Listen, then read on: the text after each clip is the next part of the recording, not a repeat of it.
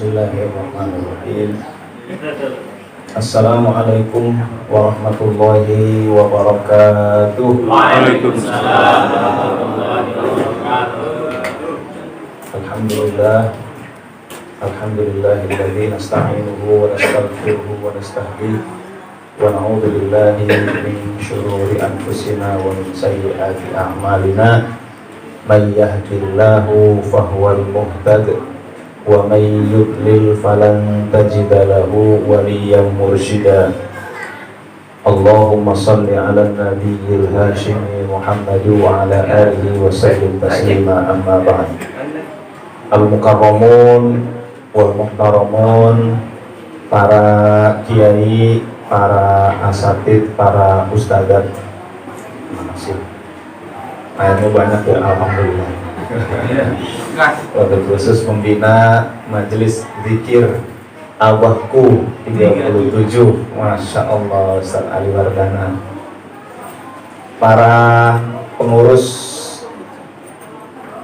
LDTKN wilayah Tangerang, Bapak ya, Kota Tangerang ya, Bapak Ustaz Selamat, para dan seluruh jajaran pengurus, para kiai, asatid, ustadzat yang tidak saya sebutkan satu persatu, maklum baru pertama kali datang ya, belum kenal ya Pak Kiai, Pak Ustadz ya. Para bapak, para ibu, semua calon ahli surga yang dimuliakan oleh Allah. Alhamdulillah, pada kesempatan kali ini saya bisa silaturahim. Pada hari Jumat malam saya ditelepon Ustadz Ali Wardana, bisa nggak silaturahim ke Abahku 37. Saya dapat rekomendasi dari Ustadz Selamat gitu ya.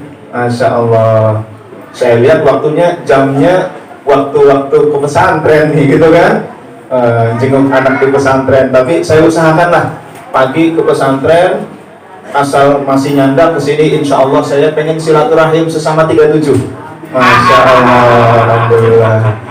Itu dengar nama 37 aja saya udah seneng banget gitu.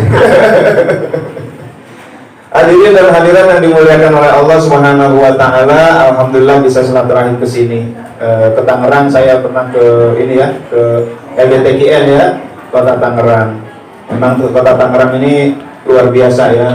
Kota ulama, Masya Allah. Banyak ulamanya, banyak asatirnya, bahkan ada wakil talqinnya. Saking hebatnya Tangerang itu, Jakarta ketua LDTKN-nya import dari Tangerang. Ustadz Haji Handri Ramadian. Saya juga ini berkabar beliau, barangkali beliau dekat dari Cipondo, dekat nggak sih? Jauh ya? Oh dekat ya. Import dari Tangerang ketua LDTKN Jakarta. Masya Allah, alhamdulillah. Hadirin dan hadirat yang dimuliakan oleh Allah Subhanahu wa taala, karena saya baru datang ya Bu ya. Ibu udah pada kenal saya belum Bu? Bu? Udah pada kenal belum?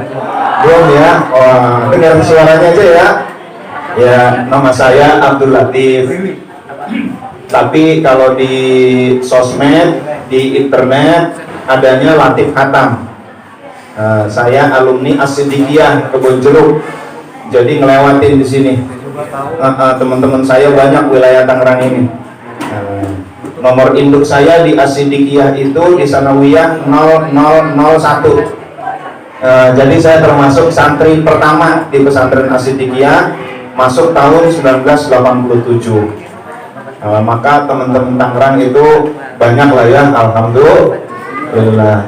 Hadirin dan hadirat yang dimuliakan oleh Allah Subhanahu wa taala, saya juga sudah posting banyak tausiah-tausiah, kajian kitab Minah Husaniyah, kajian kitab Al-Hikam, kajian kitab-kitab lain dalam akun YouTube saya Latif Khatam.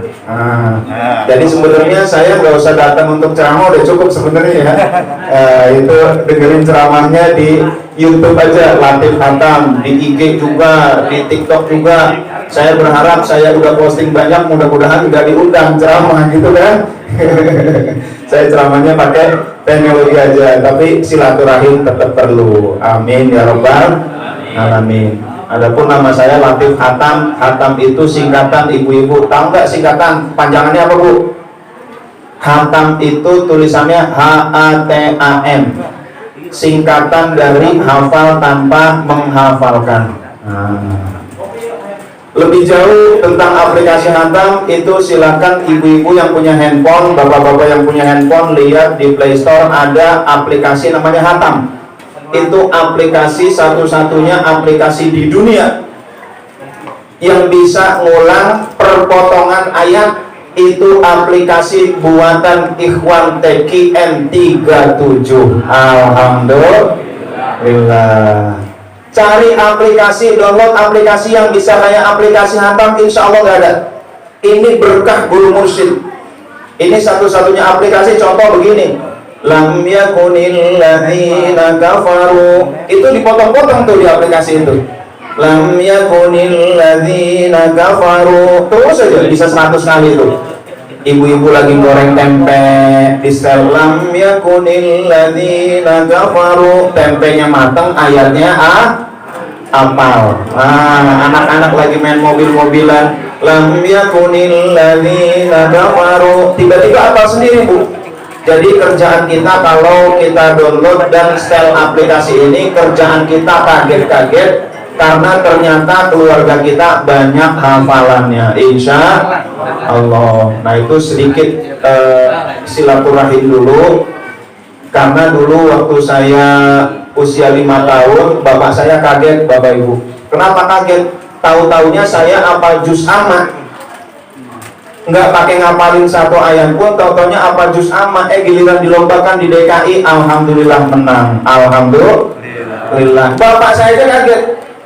Kakak adik saya bilang nih, jangan-jangan Latif ini punya ilmu laduni kali gitu kan.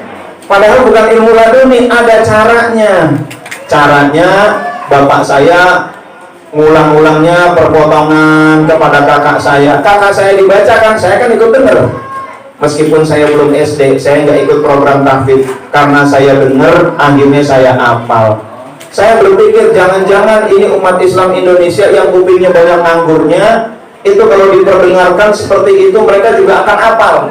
Maka kami buatkan aplikasi, kami rekamkan 30 juz, itu dipotong-potong sama tim Hatam. Masya Allah, ini kerja yang luar biasa Bapak Ibu. Dan alhamdulillah persembahan dari berkah guru mursyid kita, persembahan karya anak-anak Ikhwan TKN 37 untuk dunia. Alhamdulillah.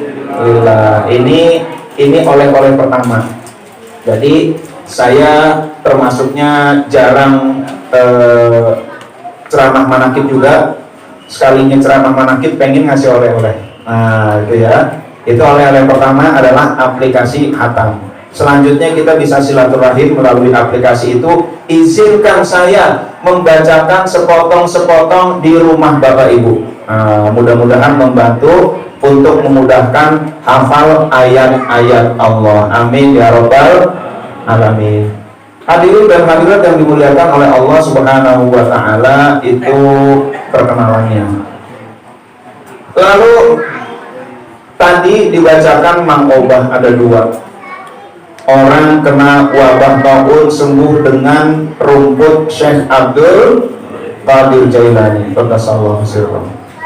Lalu mangobah berikutnya ada orang sakitnya sakit canggih, katanya gitu ya, canggih kok sakit ya, sakitnya canggih, dan sembuhnya dengan 40 hati kuda milik Syekh Abdul Qadir Jailani qaddasallahu sirrahu. Ini mengajarkan kepada kita mangkobah tadi. Yang pertama, Syekh Abdul Qadir mengajarkan kita untuk banyak harta. Oh, gitu kan? Bagaimana Syekh Abdul Qadir bisa menolong orang dengan 40 hati kuda kalau dia nggak punya duit? Nah, itu.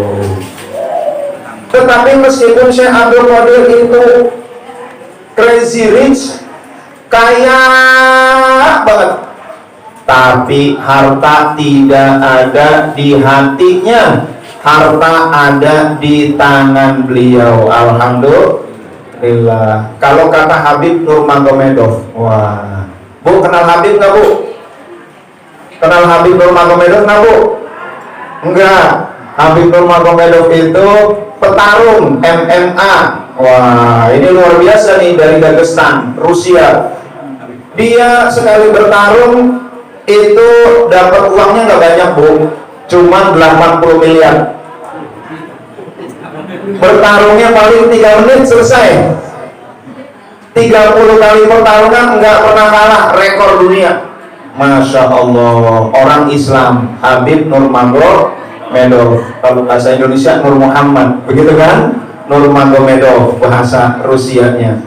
Itu Habib Nurmagomedov bilang, kalau harta ada di hati kita, ketika harta itu melekat di hati kita dan harta itu kita keluarkan, hati kita ikut sakit.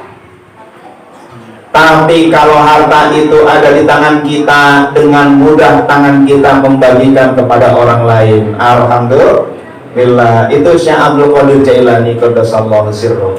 Beliau memberikan contoh kuda mewah. Mungkin zaman sekarang itu kudanya apa ya kira-kira ya? Alphard lah gitu ya. Ya Allah, kita baru bisa Al-Fatihah gitu ya. Ini Alphard, 40 Alphard membiayai penyakit orang yang benci kepada beliau. Masya Allah. Sekaligus ini juga tambih kudu asih kajalma anu mikangewa kamane, harus menyayangi orang yang membenci. 40 Alphard, satu Alphard berapa kira-kira harganya? Gobe yang bekas. 1 M lah ya. M-nya M duit apa ember?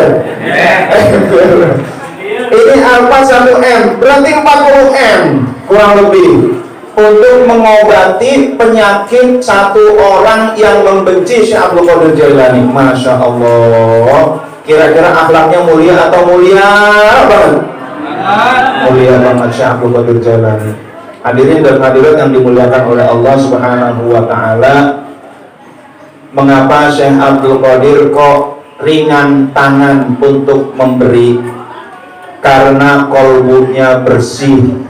Di dalam kolbunya hanya ada Allah Subhanahu wa Ta'ala. Dunia gak masuk ke dalam kolbunya. Kan ada tuh lagunya ya, Hasbi Rabbi Jalla Allah ma fi qalbi ghairullah.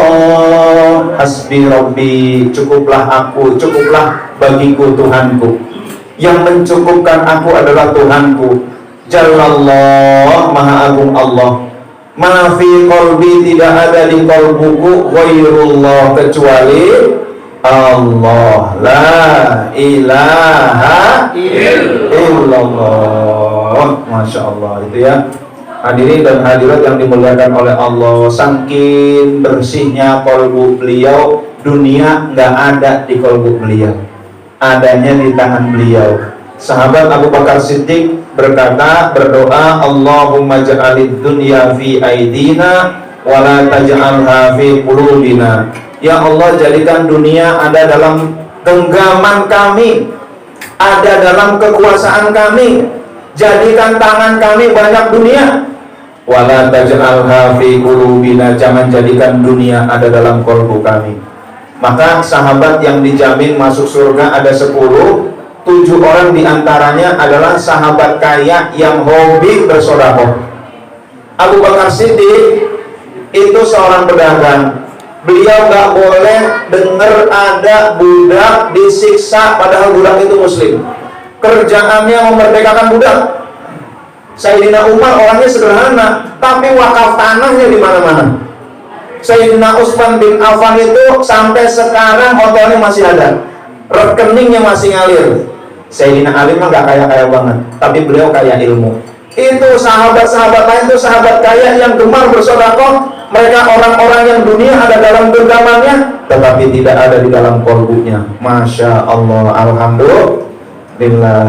Nah, hadirin dan hadirat yang dimuliakan oleh Allah Subhanahu wa Ta'ala, karena kalau dunia ada di dalam kolbu kita, siap-siap galau. ada orang kaya, crazy rich, wah di Indonesia, kaya luar biasa. Suatu saat bisnisnya gagal, dia loncat dari lantai 14. Na'udzubillah min dzalik. Kalau dunia ada dalam kolbunya menderita, siap-siap menderita. Nah, maka di dalam pembacaan mangkobah tadi diawali ala inna awliya Allah la khawfun alaihim wa la hum yahzanun. Ala, ketahuilah, inna awliya Allah, sesungguhnya wali-wali Allah, la khawfun alaihim, tidak ada rasa takut, wa la hum yahzanun, mereka juga tidak sedih. Bahasa kita, enggak pernah galau. Nah itu ya, tenang kolbunya. Maka tadi kalau kita punya penyakit galau, maka sembuhnya dengan rumput Syekh Abdul Qadir. Mana rumput Syekh Abdul Qadir? Ini manakib. Nah, mana rumput Syekh Abdul Qadir? Nih dikir hataman. Mana rumput Syekh Abdul Qadir? Nih dikir harian, dikir jahri dan dikir kopi. Tuh rumput Syekh Abdul Qadir. Insya Allah kita sembuh dari penyakit galau. Amin ya rabbal alamin. Karena ada tuh lagunya Oma Irama ya, tentang galau. Siramilah juga jiwa kami semua yang tengah dirundung kegalauan, gitu ya. Lagunya siapa dulu? Bukan Oma Irama. Tapi dia udah ganti. Gak ada dulu ya. Jadi kita siramilah juga doanya Ebit Giade ya. Jiwa kami semua yang tengah dirundung kegalauan. Siraminya dengan apa? Dengan zikir kepada Allah. Nah hadirin dan hadirat yang dimuliakan oleh Allah Subhanahu wa ta'ala, maka insya Allah kalau kita istiqomah di TKN 37, kita istiqomah di TKN 37, mudah-mudahan hidup kita hidup yang berkah. Amin ya rabbal alamin. Di akhir hayat kita ditemenin sama guru mursyid kita. Ibu-ibu, Bu, saya dapat kabar dari orang-orang yang melihat sakaratul maut, ikhwan TKN yang sakaratul maut.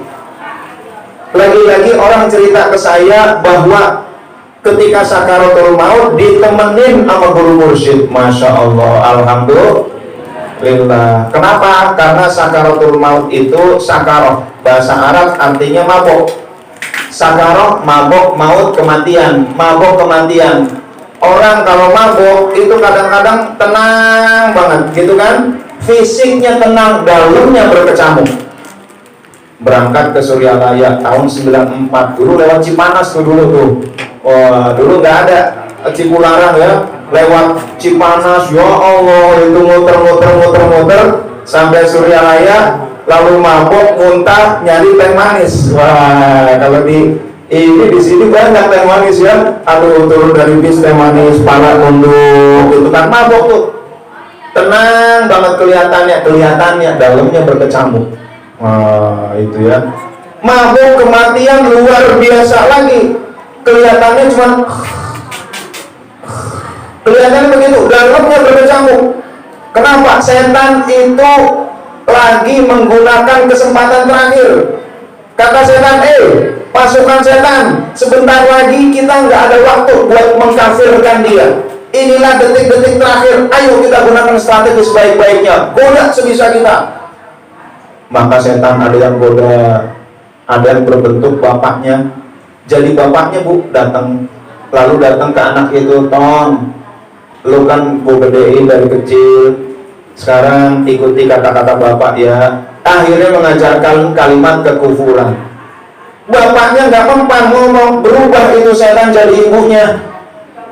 Nah, kamu kan aku kandung 9 bulan, ayo ngomong begini nak, diajarkan kalimat kufur. Na'udzubillah min Zalik. Iya, kalau meninggalnya di kamar, di rumah, banyak yang nemenin, ada bacaan Yasin, ada orang-orang zikir, setan gak berani dekat. Lah kalau meninggalnya di ICU, siapa yang nemenin? Disitulah peran guru mursyid dalam kitab Mizanul Kubro. Jadi Bapak Ibu, yang namanya tugas mursyid itu bukan ece-ece. Tugas mursyid itu bukan sekedar bimbing zikir, tetapi mendampingi di beberapa fase kehidupan kita, termasuk di fase kematian. Ada teman saya orang Jakarta Utara, adiknya sakit, udah stadium 4 dia kanker. Lalu dia nanya kepada Ustadz Wafi, gimana nih adik saya sakit begini? Talqin, kata Pak Wafi. Akhirnya ditalqin. 2 minggu kemudian adiknya masuk rumah sakit, dikasih tahu sama kakaknya, Dek, ini kamu yang tadi talqin itu sesungguhnya kamu ditalqin sama ini nih, Pangersa Abah Anom silsilah ke-37. Nih yang nalkin kamu sesungguhnya ini. Tadi wakil talqin hanya minjem mulutnya, yang nalkin sebenarnya ini. Lalu ketika di rumah sakit 2 minggu kemudian itu si orang yang kena kanker tadi sakitnya makin parah.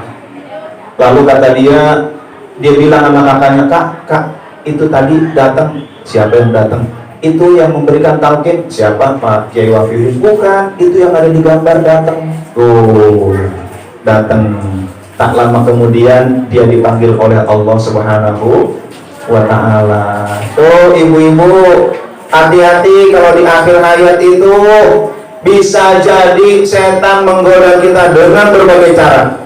Itulah injury time, waktu yang menyakitkan.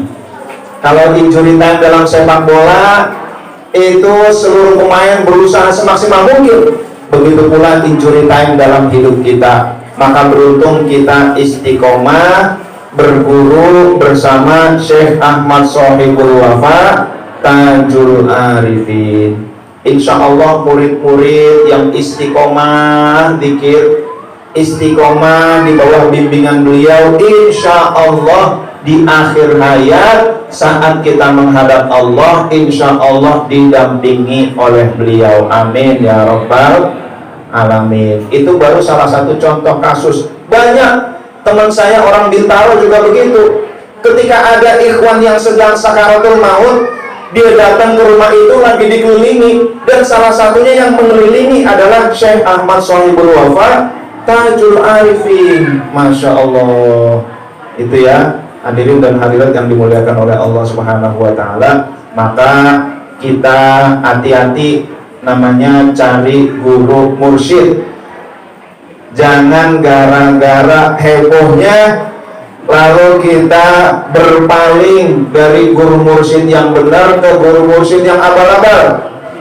Karena kalau guru mursyid yang abal-abal gak akan menemani kita nanti di akhir hayat kita. Na'udzubillah min dzalik. Hadirin dan hadirat yang dimuliakan oleh Allah Subhanahu wa Ta'ala, Rasulullah sallallahu alaihi wasallam bersabda, akmalul mu'minina imanan ahsanuhum khuluqa. Orang yang paling sempurna imannya adalah orang yang paling baik akhlaknya. Jadi siapakah orang yang paling sempurna imannya? Apakah orang yang paling tinggi ilmunya, penyantrennya puluhan tahun? Belum tentu. Apakah orang yang sorbannya, jubahnya, gamisnya paling bagus, cincinnya paling bagus? Belum tentu. Apalagi ya pakaian. Apakah orang yang ibadahnya paling banyak, udah pasti imannya paling tinggi? Belum tentu. Itu bukan ukuran iman. Maka kalau ada ini ada guru mursyid, gimana? Oh ini ibadahnya luar biasa, nggak tidurnya 3 tahun. Ibadahnya kalau udah zikir luar biasa. Itu sholatnya luar biasa, zikirnya luar biasa, puasanya luar biasa. Nih orang imannya paling tinggi. Belum tentu. Karena indikator iman itu bukan akhlak, bukan ibadah. Akmalul mu'minina imanan ahsanuhum khuluqa. Yang paling baik akhlaknya. Maka lihat akhlaknya. Kalau lisannya baik, paling baik itu insya Allah imannya tertinggi. Jadi jangan silau dengan ibadahnya. Ibadah banyak belum tentu iman tinggi, tapi kalau akhlak bagus pasti imannya tinggi. Nah itu. Jadi kalau iman yang tertinggi itu di dalam hadis Nabi Muhammad SAW, beliau bersabda, jadidu imanakum, perbaharuilah iman kalian. Sahabat bertanya, dikutip dalam kitab Miftahus Sudur, kaifa nujaddidu imanana, bagaimana kami memperbaharui iman kami? Lalu Rasul menjawab, aksiru min qawli la ilaha illallah, perbanyak mengucapkan la ilaha illallah. Maka kita perbanyak ucapan la ilaha illallah kita. Kalau ucapannya benar, sikapnya benar, akhlaknya benar, adabnya benar kepada guru, lama-lama la ilaha illallah ini dengan izin Allah membersihkan kalbu kita, meningkatkan iman kita. Makin lama iman makin tinggi, ciri-cirinya akhlaknya makin bagus. Maka di Tegal itu ada orang kepala preman, namanya Dakot. Dakot dulu, sekarang jadi kerjaannya main golf di Gunung Guci. Saya tanya Pak Dakot, kalau pagi-pagi ngapain aktivitasnya? Main golf. Wah, emang di Gunung Guci ada main golf? Ternyata nyapu, gitu kan? Oh, main golf itu nyapu, iya. Beliau jadi petugas retribusi dan nyapu tuh pakai sapu lidi gitu. Oh, itu main golf, iya. Keren sih emang ya. Kita yang keren-keren aja lah, pakai bahasa gitu kan. Lalu itu dulu dia kepala preman, yang namanya maksiat itu udah hantam 30 juz. Mau maksiat apa udah hantam. Minuman, cemen, judi, waduh udah pokoknya udah langganan lah. Ke Suryalaya beliau dalam keadaan mabuk, ditipu oleh temennya, namanya kalau nggak salah Pak Slamet juga ya, ditipu sama Pak Slamet itu, Pak Selamat apalah gitu ya. Kok gimana kalau kita berangkat ke dukun? Kata Pak Selamat gitu. Dukun, emang ngapain? Iya, kamu kan minum, biar kalau kamu minum 2 kerat kamu gak mabuk. Biar kamu kalau berantem, kamu kan tukang berantem nih, biar kamu kalau berantem sekali pukul musuhmu langsung tepan. Mau nggak? Ah, mau nih. Nih. Oke. Akhirnya diajak ke Suryalaya dalam keadaan mabuk tuh, nggak wudu. Nah, boro-boro wudu. Lalu dia mabuk, di mobilnya itu ada minuman. Lalu ditalkinlah, dia ternyata ngajak preman-preman setempat sampai 6 orang. Sampai Suryalaya, lalu dia merasa tertipu oleh Pak Selamat. Katanya dukun kok masjid gitu kan? Oh, ini masjidnya tuh, rumah dukunnya sebelah situ. Ya Allah. Saya bilang, Pak Selamat, kenapa ente ngomongnya dukun? Mursyid kok dibilang dukun? Saya bilang gitu. Kalau saya bilang guru mursyid itu gak bakal mau datang. Kalau dukun mau dia seneng. Oh ya. Oke lah, namanya strategi dakwah. Akhirnya diajak ke rumah Pangan Sahabat. Lalu ditalkinlah Dakot dan teman-temannya di situ. Pas ditalkin, Dakot nggak mau nunduk ngeliatin Pangan Sahabat, gitu kan? Karena dia itu, kata dia dulu, orang melihat matanya itu udah takut. Bagi dia kalau udah mabok, orang-orang itu udah kecil semua tuh, cemen semua tuh, kata dia. Wah, dia emang kumisnya udah kayak Gatot Kaca, gitu kan? Wah, luar biasa, otot kawat balung besi. Itu dia merasa paling gagah sendiri di dunia.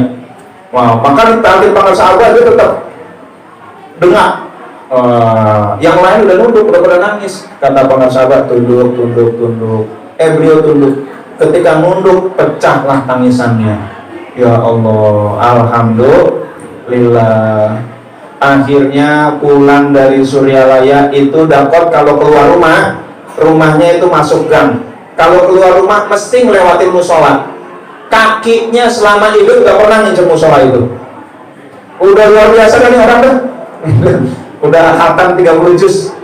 Akhirnya pulang setelah ditalkin, dia bertaubat kepada Allah Subhanahu wa Ta'ala. Pulang ke Tegal langsung zikir khataman tiap Selasa malam sama 6 orang preman. Mana bacaannya begini, waduh ini bacaannya kita baca dah Latinnya, gantian ente yang imamin dan lain sebagainya. Zikir hataman tiap malam Rabu dari Isya sampai subuh nggak selesai-selesai. Nggak ngerti dia caranya. Dikasih buku-buku cuma diamalkan, dibaca sama teman-teman premannya, nggak ngerti. Udah dibaca aja ini 100 kali, yang ini 500 kali, yang ini 80, ini 16.641, nggak selesai-selesai sampai subuh. Akhirnya dikasih tahu begitu caranya. Nih caranya kita dikit-dikit aja, begitu kan? Akhirnya Bapak Ibu hadirin dan hadirat yang dimuliakan oleh Allah, dapat bertaubat, dia menjadi orang yang pribadi yang mudah menangis seperti Syekh Abdul Qadir Jailani qaddasallahu sirrahu. Waktu kita datang ke sana bersama Pak Kiai Wafiuddin, lalu kita biasa sama di dakwah, dia menyediakan suatu saat dia menyediakan nggak banyak, ya sekedar apa gitu kan, rumahnya juga kecil, lalu ada karpet, satu karpet bisa 6 orang. Besoknya beliau berkata mohon maaf saya nggak bisa menservis. Beliau sambil menangis, dikit-dikit nangis. Dulu orang lihat mata Dakot takut, sekarang orang lihat mata Dakot sejuk. Nah, lalu diajak orang-orang, saya tanya Pak Dakot udah ngajak berapa orang ke Suryalaya? Ya alhamdulillah sampai sekarang sih kurang lebih 400 orang. Masya Allah, mantan preman tuh ya. Itu bukti bahwa la ilaha illallah meningkatkan keimanan, membersihkan kolbu. Matanya Dakot jadi bersih, mulutnya jadi bersih, tangannya jadi bersih, akhlaknya jadi bersih. Nah, muridnya aja begitu, apalagi gurunya. Maka hadirin dan hadirat yang dimuliakan oleh Allah, gurunya yaitu Pangarsa Abah. Kalau kita datang ke sana, nggak usah dapat tausiahnya. Tahun 94 saya datang ke sana, kita duduk di aula, nunggu beliau keluar. Nunggu beliau keluar, contohnya pintunya digeser ke samping, lalu beliau keluar dengan jalan pelan-pelan, dipegang oleh tangan kanan kirinya. Beliau keluar, pintu dibuka, beliau keluar, beliau salam, assalamualaikum, gitu kan. Kami dengarnya baru dengar salam aja langsung nangis semuanya. Masya Allah, itu orang yang kolbunya sudah bersih, beliau kolbunya bercahaya. Alhamdulillah. Di sini udah pedang Suryalaya belum semua? Ada yang belum? Wah, kalau belum mudah-mudahan Allah beri rizki untuk Suryalaya. Amin. Nah, suatu saat rombongan ya Ustaz Ali ya. Masya Allah, alhamdulillah. Udah sering kali ya?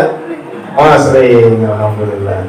Nah hadirin dan hadirat yang dimuliakan oleh Allah Subhanahu wa ta'ala, maka mulutnya orang yang ahli zikir bersih, matanya bersih, tangannya bersih, akhlaknya bersih. Nah, guru kita juga Masya Allah, itu akhlaknya luar biasa. Kalau kita dapat cerita-cerita tentang Habib Umar bin Hafid ya, itu beliau seorang waliullah. Begitu pula guru kita dekat beliau, Masya Allah, udah nikmat banget. Menatap wajahnya aja udah nikmat banget tuh ya. Nadhul alim ibadah, memandang wajah alim, orang alim itu adalah ibadah. Nah, hadirin dan hadirat yang dimuliakan oleh Allah Subhanahu wa ta'ala, maka lisan beliau itu lisan yang bersih, lisan yang mencerminkan akhlak mulia. Ketika ada orang jelek-jelekin, zikir setan, kata beliau, kata ayahnya, zikir saya bukan setan, zikir saya la ilaha illallah. Ketika orang-orang mencacinya, wah dulu cobaannya banyak Bapak Ibu. Ada yang menuduh beliau itu meniduri wanita anak orang lain. Kamu meniduri anak orang lain ketika di sidang? Iya. Bagaimana itu mau bisa? Iya, karena istri saya kan anak orang lain. Kata dia gitu ya. Enak aja beliau, tenang aja dong. Ya Allah, lisannya apapun yang disampaikan kesejukan buat kita. Nah, itulah guru mursyid. Maka kalau ada guru mursyid mulutnya keluarnya dajjal terus, itu bukan mursyid itu. Mursyid abal-abal, mursyid kok mulutnya kotor gitu kan. Lihat video-videonya, dajjal lagi, ini bukan mursyid nih. Mursyid itu lisannya itu yang keluar bersih. Bagaimana mau membersihkan orang lain kalau dirinya sendiri belum bersih? Nah, maka tugas mursyid itu berat, Bapak Ibu hadirin dan hadirat yang dimuliakan oleh Allah. Sambil diminum. Kalau malu saya contohin. Bismillahirrahmanirrahim.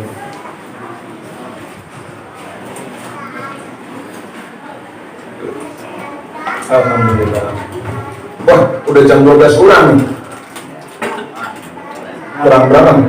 Kurang sejam ya. Ya namanya jam 12 kurang kan. Hadirin dan hadirat yang dimuliakan oleh Allah Subhanahu wa taala, maka mudah-mudahan Allah beri kita anugerah berupa istiqomah mengamalkan thariqah Qadiriyah Naqsabandiyah di bawah bimbingan pengersa Abah Anom. Amin ya rabbal alamin. Ibu-ibu, bapak-bapak, khususnya ibu-ibu, saya mau tanya nih. Misal ya Bu ya. Ibu saya kasih uang 1 miliar, 1 triliun, boleh, tapi dengan syarat belanja dulu di toko saya 100.000. Kira-kira mau nggak Bu? Mau bener Bu? Mau ya? Oke. Enak nggak kira-kira begitu? Enak. Begitulah perumpamaan orang yang dapat ijazah dzikir. Orang yang dapat ijazah dzikir itu sudah plus doa maunah dari guru mursyid. Doa maunah itu doa pertolongan biar istiqomah. Jadi kalau setelah diijazah Bapak Ibu kok bisa ngamalin dzikir istiqomah, bukan hebatnya kita. Itu ijazah berikut doa. Tugas kita apa? Ngamalin di awal. Itulah 100.000 yang kita bayarkan. Sisanya itu 1 triliun 1 miliar itu dari beliau. Jadi kalau kita bisa mengamalkan 165 tiap habis sholat selama sekian tahun, kita sebenarnya upaya kita cuma di awal-awalnya doang. Bismillah, saya udah dapat ijazah, udah ditalkin nih oleh pengersa Abah melalui wakil talqin. Saya niat memperjuangkan mujahadah untuk mengamalkannya. Diamalin sehari, 2 hari, 3 hari, 4 hari, seminggu, 40 hari. Itulah yang benar-benar upaya kita. Sisanya kita ditarik sama beliau. Masya Allah, alhamdulillah. Ini baru 165. Jadi yang namanya ijazah itu voucher 1 triliun. Oh, ibu-ibu yang udah diberi ijazah talqin dzikir, udah ditalqin dzikir, kalau nggak diamalin, kira-kira rugi apa rugi banget? Rugi banget ya Bu ya. Dikasih voucher 1 triliun Bapak Ibu, tapi ternyata nggak diambil, kira-kira rugi apa rugi banget? Rugi banget. Gara-gara apa? Nggak mau 1 triliun, habisan harus belanja dulu 100.000. Nah ini dia nih. Gara-gara nggak mau belanja 100.000, akhirnya 1 triliun hilang. Naudzubillah min dzalik. Gara-gara nggak mau ngamalin, males amalin TKN, akhirnya dia nggak dapat rizki berupa istiqomah mengamalkan zikir. Naudzubillah min dzalik. Nah, itulah Bapak Ibu hadirin dan hadirat yang dimuliakan oleh Allah. Apalagi orang yang dapat perintah pangersa Abah lebih banyak lagi. Masya Allah. Dikasih ijazah begini, untuk kamu ijazahnya nggak 165, untuk kamu minimal 500. Misalkan beliau bilang begitu ya, untuk kamu minimal 1.000, itu 165 minimal, tapi khusus buat kamu minimal 1.000. Itu 1.000 termasuk doa beliau biar kita istiqomah. Maka ketika kita dzikir sebenarnya bukan apa-apa, kita cuman ikut beliau dalam dzikir. Kita ibarat gerbong ikut lokomotif. Gerbong kalau nggak ikut lokomotif, itu untuk jalan 1 meter 2 meter itu berat. Limbat, wah limbat ya. Ibu bapak kenal limbat nggak? Limbat ya. Limbat ini sekarang jadi dai. Dulunya apa namanya? Pesulap, master limbat. Wong Tegal. Tapi jangan suruh ngomong. Kalau ngomong nggak bisa dia. Mungkin mengurangi kewibawaan lah begitu ya. Jangan suruh ngomong. Limbat ini sekarang jadi dai. Suatu saat dia dakwah di, kalau nggak salah, Nusa Tenggara Timur. Ketika berdakwah bersama 7 orang, menghidupkan masjid yang udah lama diprotes sama warga. Lalu beliau menghidupkan masjid situ, sholat berjamaah, ngaji dan lain sebagainya. Dikeroyok oleh 200 orang. Pas dikeroyok oleh 200 orang, mereka memulai meroyok. Kata si pimpinannya, ustadznya, Limbat, sekarang kamu yang maju. Loh kok saya? Iya kan kamu lebih sakti. Gitu kan? Ayo buktikan kamu sakti. Minimal kamu lebih sakti dari saya, kata ustadznya.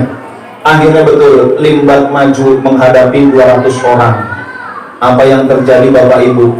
Kepala sukunya bilang, tahu ini Limbat bukan? Iya Limbat. Oh Limbat, iya. Wah ini favorit saya nih, kata dia. Ayo main ke rumah, main ke rumah. Oleh kepala suku diajak main ke rumah. Dia ajak ke rumah, main ke rumah, dijamu, mau apa? Potong apa? Wah luar biasa cerita dan lain sebagainya. Akhirnya satu keluarga masuk Islam. Alhamdulillah. Karena kepala suku menghormati 200 orang, gak ada yang berani. Nah itu ya. Nah hadirin dan hadirat yang dimuliakan oleh Allah Subhanahu wa Ta'ala, Limbat itu memang kuat. Dia narik gerbong kereta pakai rambutnya. Tapi sehebat-hebatnya Limbat, sekuat-kuatnya kalau narik gerbong itu paling bisa berapa meter? Itu pun berat. Tapi gerbong kereta yang nyambung ke lokomotif.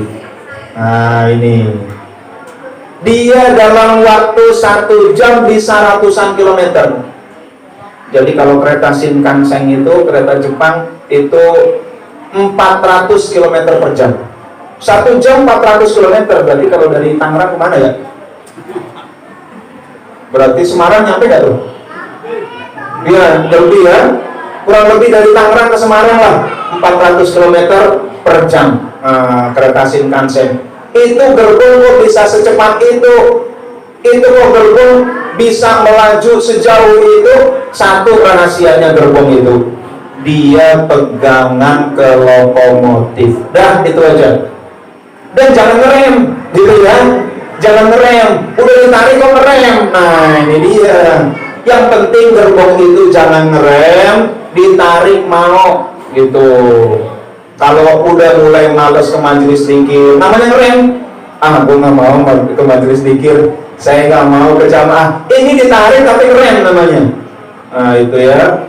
Padahal dapat isyarat-isyarat dari guru, nggak dilaksanakan. Ini ditarik tapi ngerem. Padahal udah mimpi berjumpa guru, disuruh begini, disuruh begitu, nggak dilaksanakan, ditarik tapi ngerem. Nah itu.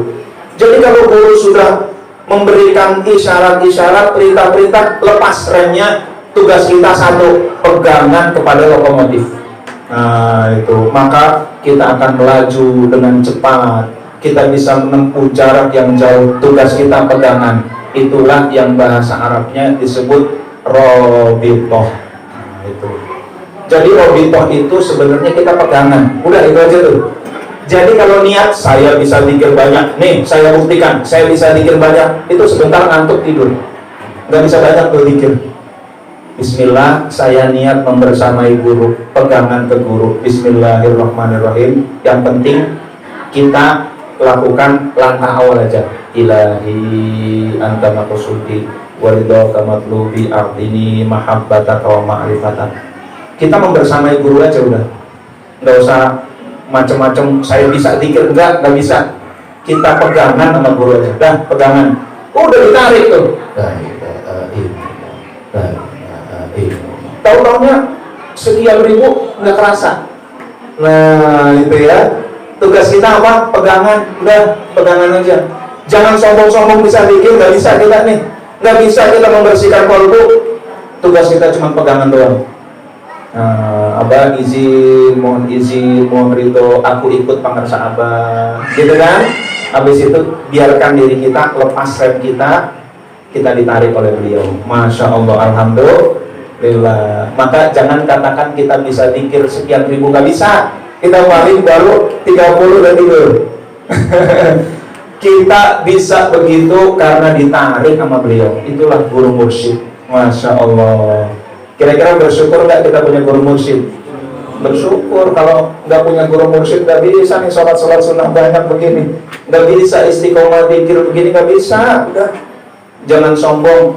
Di dalam Al-Quran, falaula fadlullahi wa rahmatuhu ma zaka minkum min ahadin abada illa ayyasha Allah. Kalau bukan karena rahmat Allah, anugerah Allah, tidak ada satupun dari kalian yang bisa membersihkan kalbu kalian, kecuali itu dikehendaki oleh Allah Subhanahu wa ta'ala. Berkahnya guru.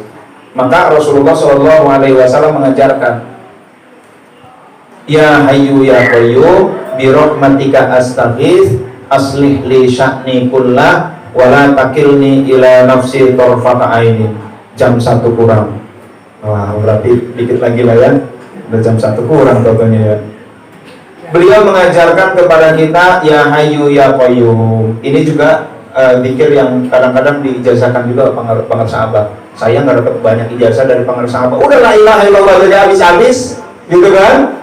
Kata Bu Sri, saya lebih takut orang punya 1 jurus dilatih 1000 kali daripada orang punya 1000 jurus dilatih 1 kali. Udah 1 ini dilatih 1000 kali itu udah cukup dah. Nggak usah kata-kata pengen dapat enak kayaknya itu Pak Slamet ikhwan lama dapat banyak dari pengarsa abah. Nah, ini udah luar biasa nih, udah paling luar biasa. Diamalin nggak habis-habis. Kalau mau ngamalin zikir misalkan sehari berapa ribu boleh juga. Namanya makin banyak makin bagus. Biasanya kalau beliau memberikan talqin, amalkan zikir ini minimal 165 kali, minimal 165. Itu beliau mengulang itu. Minimal 165 kali 165. Kata beliau gitu ketika menalkin. Makin banyak makin bagus. Nah, ada begitunya tuh. Itu makin banyak makin bagus, itulah yang kita amalkan. Caranya jangan ngandelin sendiri, bangkrut. Nah, caranya berpegangan kepada mursyid. Nah, itulah silsilah kita. Kalau fisik kita punya silsilah Abdul Latif bin Muhammad Ahsan bin Datin bin Ahmad Warja bin kata-kata begitu, itu silsilah fisik. Silsilah qiraah, Abdul Latif mendapatkan sanad dari mendapatkan sanad dari Rasulullah SAW. Silsilah keilmuan, Abdul Latif menyantren di pesantren As-Siddiqiyah oleh Kiai Nur Muhammad. Kiai Nur Muhammad menyantren ke Lirboyo, Lirboyo menyantren ke Syekhuna Khalil, Syekhuna Khalil belajar dan lain sebagainya. Itu sanad keilmuan, sanad spiritual. Abdul Latif belajar dari Syekh Ahmad Shahibul Wafa Tajul Arifin. Nah, ini ada sanadnya. Jadi kita ini bersanad. Kita ini gerbong, tinggal pegangan ke gerbong sebelumnya. Jangan pegangan ke gerbong yang mati, gitu ya. Iya, gerbong yang mati gak bisa narik kita. Ini gerbong ini mewah loh, gitu kan. Aksesorisnya hebat, dalamnya parfumnya luar biasa, dekorasinya luar biasa. Tapi gerbong itu gak bisa narik, itu percuma. Meskipun mewah, gerbong dari emas, masuk ke situ kita dikasih uang banyak, gitu ya. Jangan ikut karena gerbong itu nggak bisa narik kita. Nah, itulah Bapak Ibu hadirin dan hadirat yang dimuliakan oleh Allah. Saya lanjutkan hadis Nabi. Ya Hayyu ya Qayyum, wahai yang maha hidup, wahai yang maha tegak. Bi rahmatika astaghits, dengan rahmatmu lah aku mohon pertolongan. Aslih li sya'ni, perbaikilah kondisiku, keadaanku, kullahu, kesemuanya ya Allah. Wala takilni ila nafsi, janganlah membuat aku menyerahkan kepada diriku torfata ainin, meskipun sekejap mata. Begitu pula dalam ibadah, jangan menganggap kita bisa. Jangan ngandelin bahwa kita kuat ibadah. Jangan merasa mampu.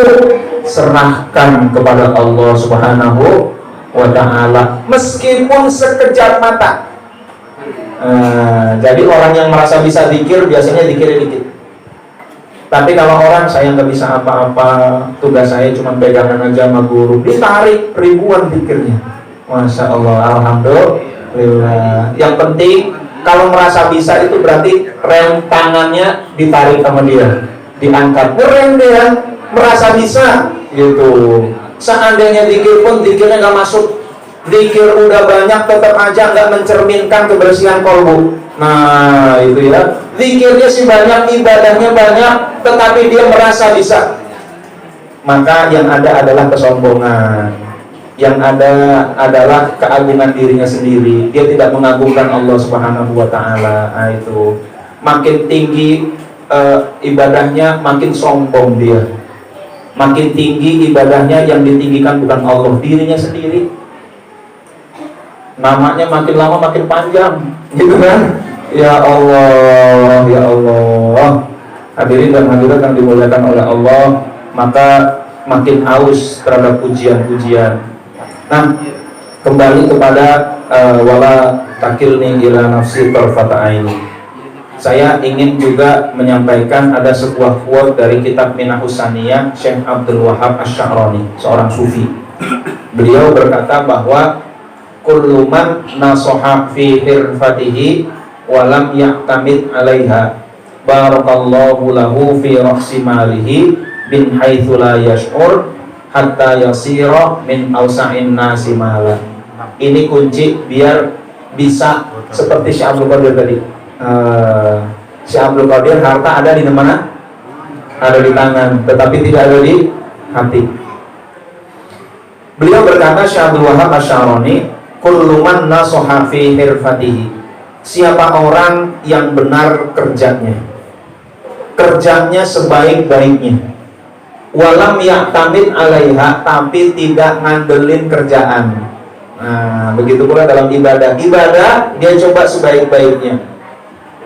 Ketika ibadah pakai parfum, ketika ibadah sorbannya dipakai, gitu kan? Sebaik-baiknya. Walam ya'tamid 'alaiha, bahkan pengersa abah mandi dan lain sebagainya, gitu kan? Tetapi tidak mengandalkan ibadahnya. Orang kerja bisnis tidak ngandelin bisnisnya, kerja tidak ngandelin kerjanya. Apa yang terjadi?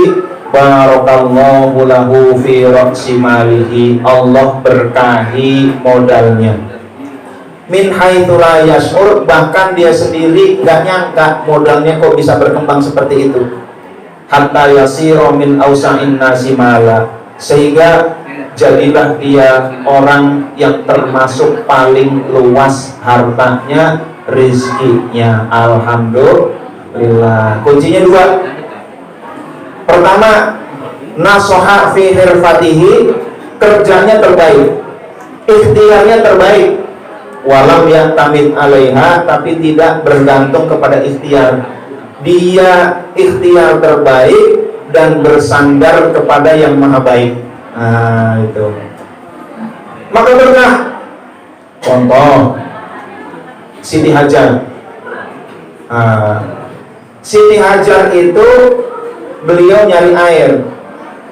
Rabbana inni askantu min dzurriyyati biwadin ghairi dzi zar'in 'inda baitikal muharram. Belajar ikhtiar dari Siti Hajar tentang ikhtiar dan bersandar. Nah, itu ya. Rabbana inni askantu min dzurriyyati biwadin ghairi dzi zar'in 'inda baitikal muharram. Rabbana, kata Nabi Ibrahim, inni askantu, sesungguhnya aku tinggalkan, min dzurriyyati, sebagian dari keturunanku, biwadin ghairi dzi zar'in, di lembah tanpa tanaman, inda baitikal muharram, di sisi Baitullah Al-Haram, Ka'bah Al-Musyarrafah, dalam surat Ibrahim ayat 37.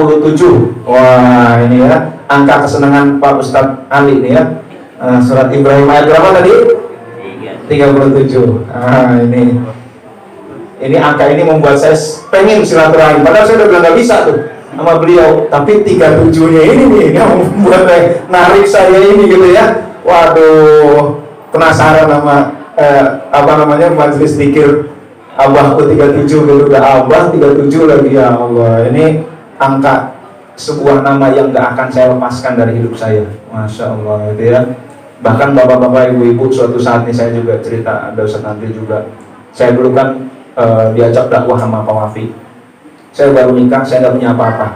Saya cuma punya motor. Saya ngontrak aja gak kuat bapak ibu. Ngontrak itu nunggu kakak saya ngontrak setahun, nggak dipakai setengah tahun, itu saya isi. Jadi kakak saya ngontrak setahun, baru setengah tahun ditinggal, nah itu saya isi tuh, baru bisa ngontrak tuh. Adik saya ngontrak 1 tahun, baru setengah tahun, udah melahirkan, perlu diopeni oleh mbahnya, itu saya ngisi lagi tuh. Nggak bisa saya ngisi, ngontrak aja tuh nggak kuat. Dalam keadaan baru nikah, ngontrak nggak kuat, diajak safari dakwah sama Pak Wafi kemana-mana. Ya Allah, namanya perempuan ya. Perempuan kan dapur penting nggak kira-kira Bu? Penting nggak Bu dapur? Penting ya. Ngomong penting nggak, tapi cengar cengir. Ya Allah, udah suami nggak punya waktu, diajak safari dakwah mulu, penting nggak punya waktu, duit banyak. Udah nggak punya waktu, nggak punya duit. Ya Allah, kata istri saya, Mas enak dia Mas. Itu dia suaminya ada terus, banyak waktu, banyak duit lah Mas. Udah nggak punya waktu, nggak punya duit lagi. Wah pokoknya dia ngeluh dan lain sebagainya. Akhirnya saya bilang ke istri saya begini. Waktu itu saya belum punya anak. Saya bilang ke istri saya itu ya bagi saya cantik ya, karena istri saya bule.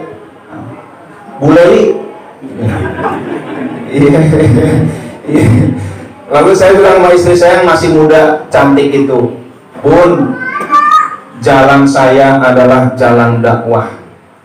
Nama Pangersa Abah akan selalu ada dalam hidup saya.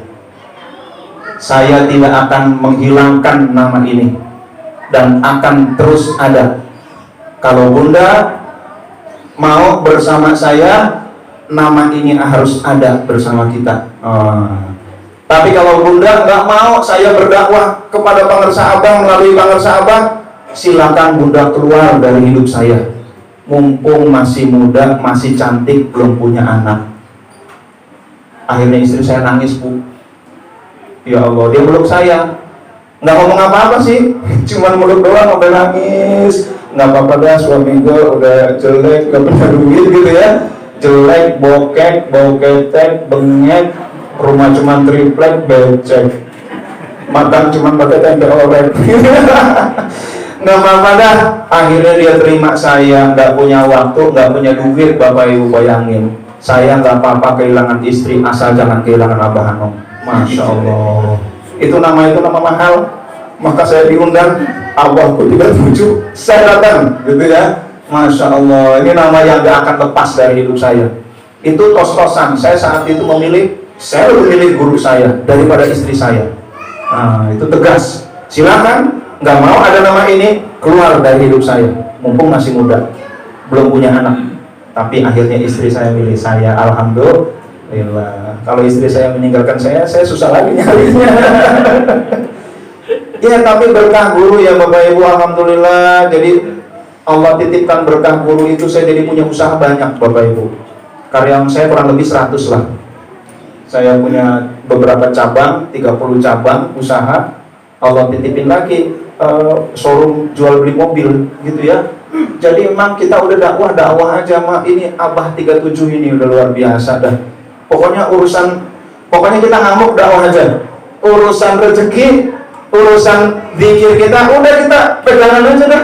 Udah, tugas kita pegangan, copot tuh rem tangan. Nah, udah biar beliau bawa kemana-mana terserah beliau.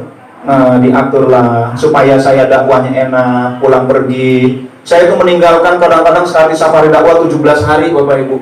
Itu meninggalkan, tetapi Allah beri rizki dengan berkah guru, usaha saya jalan. Ditinggal 17 hari jalan, gitu kan? Alhamdulillah. Ustaz Andri lebih lama lagi, rekor safari dakwah berapa hari Ustaz Andri? 20 kali Ustaz Andri ya. Ustaz Andri lebih lama lagi. Sekarang saya udah jarang safari dakwah bersama Pak Wafi. Nah, hadirin dan hadirat yang dimuliakan oleh Allah Subhanahu wa taala, jadi berkah lah. Pokoknya jangan ragu-ragu. Kalau ragu berarti kita ngangkat rem kita. Itu ya. Ragu sedikit pun itu berarti rem kita angkat rem tangan. Mau Mercy kalau rem tangannya diangkat nggak bakal bisa cepet. Mau Alphard rem tangannya diangkat nggak bakal bisa cepet. Maka lepaskan keraguan kita, lepaskan selepas-lepasnya pegangan kepada gerbong guru kita. Masya Allah, udahlah kita enaklah jam 2 kurang. Oke, sedikit lagi saya mau jelaskan tentang quote Minah Husaniyah tadi. Orang Siti Hajar ditinggal oleh Nabi Ibrahim di lembah tanpa tanaman.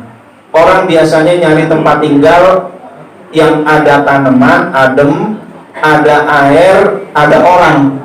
Siti Hajar ditinggal di sebuah tempat, nggak ada pohon, nggak ada air, nggak ada orang. Ya Allah, dalam gambar Siti Hajar mencari air dari sofa nggak ketemu, dicari ke Marwah nggak ketemu. Wah, kayaknya tadi di sofa ada, nggak ketemu. Marwah nggak ketemu sampai 7 kali. Beliau tahu di sofa Marwah nggak ada air, tapi beliau harus melakukan ikhtiar terbaik. Sebelum berhasil, beliau tidak berhenti. Beliau tetap lari-lari kecil untuk menunjukkan kesungguhan kepada Allah Subhanahu wa Ta'ala. Kenapa nggak sprint? Sprint itu cepat capek. Kenapa nggak jalan kaki? Jalan kaki tidak menunjukkan kesungguhan kepada Allah. Jalan kaki aja tidak menunjukkan kesungguhan, apalagi kaum rebahan. Nah, itu ya. Maka beliau lari kecil terus saja.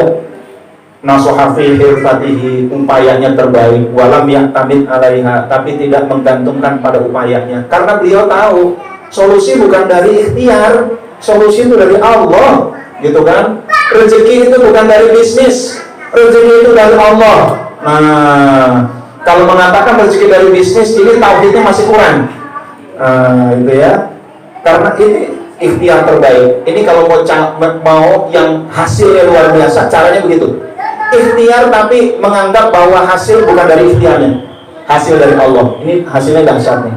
Akhirnya dari kaki Ismail, Nabi Ismail keluarlah air Zam-Zam. Orang yang tidak percaya diri mencari air nggak dapat. Percaya diri mencari air dia dapat, tapi paling buat keluarganya. Dia percaya Allah, yakin bahwa solusi dari Allah, dia lakukan ikhtiar terbaik dan percayanya kepada Allah, dia cari air, dia dapat untuk keluarganya, untuk jutaan umat manusia, miliaran umat manusia ribuan tahun. Masya Allah, alhamdulillah. Nabi Musa, ini ya rumus tadi. Nasoha fi irfatihi, ikhtiarnya harus terbaik. Walam ya'tamid alaiha, tapi tidak menggantungkan pada ikhtiar. Termasuk zikir, zikirnya terbaik tapi jangan menggantungkan zikir. Udah kita pegangan aja. Allah subhanahu selanjutnya melalui berkah guru. Nabi Musa melawan Fir'aun. Nabi Musa, Fir'aun dulu ya.